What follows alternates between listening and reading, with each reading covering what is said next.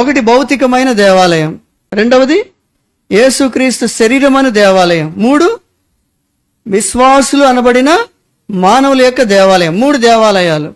భౌతికమైన దేవాలయంలో క్రీస్తు అనబడిన దేవాలయాన్ని విశ్వాసి అనబడిన దేవాలయము లోపలకు తీసుకోవటము. అది ఆయన శరీరం, అదొక దేవాలయం. ఇప్పుడు ఈ దేవాలయంలో విశ్వాసి ఒక దేవాలయం. మీరు దేవుని ఆలయం అయి ఉన్నారన్నాడు.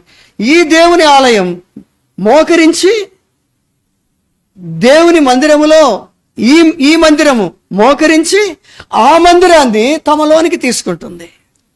ఈ మందిరము ఆ మందిరాన్ని తిని త్రాగే సందర్భము. ఎలా తీసుకుంటున్నాం ఆ బలని మనలోనికి? ఎలా అంగీకరిస్తున్నాం?